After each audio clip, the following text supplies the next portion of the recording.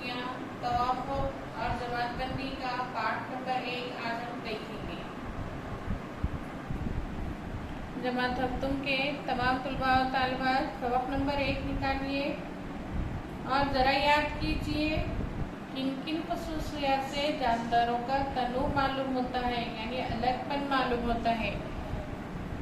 ज़मीन पर कई किस्म के नबातात मौजूद हैं। चंद नबातात में मुख्तलिफ रंग के फूल खिलते हैं। कुछ नबातात पानी पर तैरती हैं तो कुछ पानी से महरूम रेगिस्तान में उगती हैं। कुछ नबातात खुर्दबीन के बगैर नजर आती हैं। खुर्दबीन के बोले तो दूरबीन के बगैर भी हमको नजर आती हैं, और कुछ ऐसे रहते नबातात और जानदार जो हमको दूरबीन के बगैर नजर नहीं आते। तो कुछ बहुत बड़ी होती हैं। कुछ नबातात बर्फानी इलाकों में पाई जाती हैं। नबातात की तरह हैवानात में भी तनु पाया जाता है। कुछ यह खलवी हैं तो कुछ कसीर खलवी, कुछ फिक्री हैं तो कुछ गैर फिक्री होते हैं। इस तरह आबी, बर्री, जलथलिए, फिजाई, रेंगने वाले, इस तरह कई किस्म के हैवानात से हमारी दुनिया भरी हुई है। ऐसे माहौल को देखकर ये सवाल पैदा होता है कि जानदार में इस कदर तनु किस वजह से पैदा हुआ होगा। बताइए तो भला, क्या कश्मीर और राजस्थान के इलाकों में पाई जाने वाली नबातात और हैवानात एक ही किस्म के होते हैं? आप इनमें कौन सा फर्क बता सकते हैं? कश्मीर जैसे सर्द इलाकों में बड़े पैमाने पर देवदार, सनोबर जैसे मकरूती दरख्त पाए जाते हैं। राजस्थान जैसे रेगिस्तानी इलाकों में सिर्फ बबूल, नागफनी जैसे नबातात उगती हैं। इस तरह रेगिस्तान में पाए जाने वाले ऊंट कश्मीर में नहीं पाए जाते। ऐसा क्यों? प्यारे बच्चों, हमारी स्क्रीन पर शक्ल नंबर 1.1 रेगिस्तानी इलाका नजर आ रहा है। तो देखना है रेगिस्तान में किस तरीके के जानवर और नबातात पाए जाते हैं। हाँ, उसी के साथ देखिए हम तवाफ़ुक़, एडॉप्टेशन किसे कहते हैं? हर जानदार में माहौल में हर जानदार जिस माहौल में रहता है उसी से मुताबिकत कायम करने के लिए इसकी जिस्मानी आज़ा और ज़िंदा रहने के तरीके में वक्त के साथ साथ होने वाली तब्दीली को तवाफ़ुक़ कहते हैं। तवाफ़ुक़ की ये जो हमने तारीफ देखे, इसको याद करना है और हमेशा याद रखेंगे तो आगे के सबक में हमको आसानी होगी। नबातात में तवाफ़ुक़, एडॉप्टेशन इन प्लांट्स। मुशाहिदा करके जदवल मुकम्मिल करना है।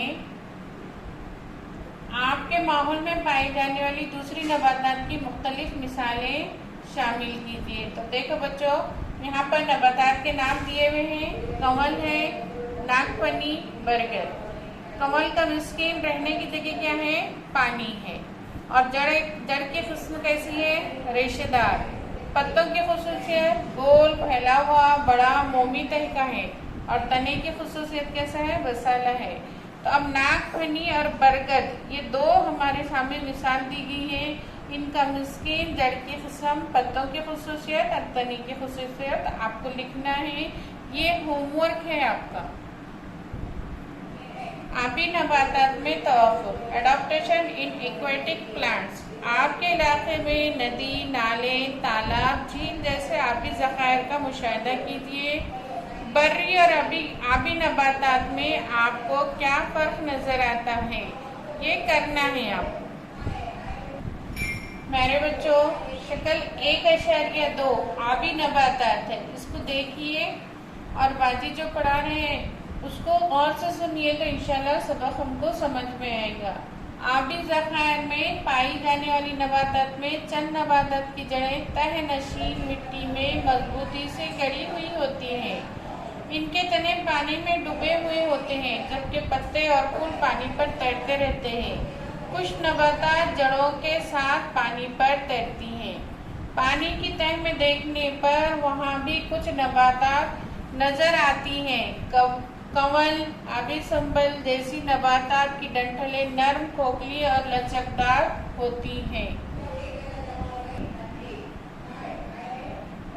अक्सर आबी नबातात के पत्तों और तनों पर पतली मोमी तह पाई जाती है। कुछ नबातात के पत्ते कम चौड़े, फीते जैसे पतले होते हैं, रिबिन के जैसे पतले होते हैं।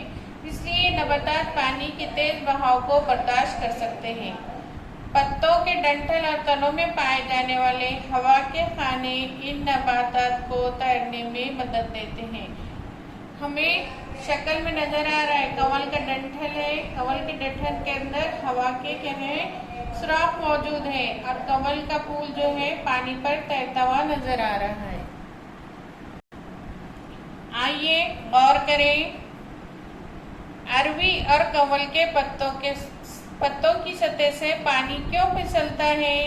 ہم کو معلوم ہے اروی چمکورے کا پتا اور کنول کے پتوں کی سطح سے پانی کیوں پھسلتا ہے، اس کا جواب آپ کو دینا ہے۔ ان نباتات کے پتے پانی سے کیوں نہیں سڑتے؟ تیسرا، ان نباتات کی جڑیں چھوٹی اور ریشے دار کیوں ہوتی ہیں؟ آپ اوپر کے سبق کو غور سے سنے ہوں گے تو ان کے جوابات دے سکتے ہیں۔ ہم دیکھیں گے ہم ریگستانی علاقوں کی نباتات میں توافت عمل کرنا ہے۔ اڈاپٹیشن ان ڈیزرٹ پلانٹ، عمل کیجئے۔ ایک ناک پھنی زیادہ پتوں والے پودا الگ الگ گملوں میں لیجئے۔ دونوں گملوں کے پودوں کے پتوں کے اطراف ایک ایک پلاسٹک کی تھیلی ڈھیلی باندھ کر گملوں کو صبح سے دھوپ میں رکھیے، دوپہر میں گملوں کو جماعت میں لا کر مشاہدہ کیجئے۔ کیا دونوں تھیلیوں میں پانی کی مقدار مساوی نظر آتی ہے؟ ریگستانی پودوں میں پتے نہیں پائے جاتے، یا وہ بہت چھوٹے اور سوئی نما ہوتے ہیں، یا کانٹوں میں تبدیل ہو جاتے ہیں۔ اس ساخت کی وجہ سے ان کے جسم کا پانی بہت معمولی مقدار میں بھاپ کی شکل میں خارج ہوتا ہے۔ تنا پانی اور غذا کا ذخیرہ کرتا ہے، اس لیے موٹا ہو جاتا ہے۔ پانی کی کمی کی وجہ سے تنے کو شعاعی ترکیب کا فعل انجام دینا ہوتا ہے، اس لیے وہ ہرا ہوتا ہے۔ پودوں کی جڑیں پانی کی تلاش میں زمین کے اندر خوب گہرائی تک جاتی ہیں، جبکہ کچھ جڑیں دور تک پھیل جاتی ہیں۔ ان نباتات کے تنوں پر مومی مادے کی موٹی تہ پائی جاتی ہے۔ ہفتم جماعت کے تمام بچوں، ہم نے سبق نمبر 1 کا پارٹ 1 پڑھا ہے، اس کو غور سے سننا ہے اور سمجھنے کی کوشش کرنا ہے۔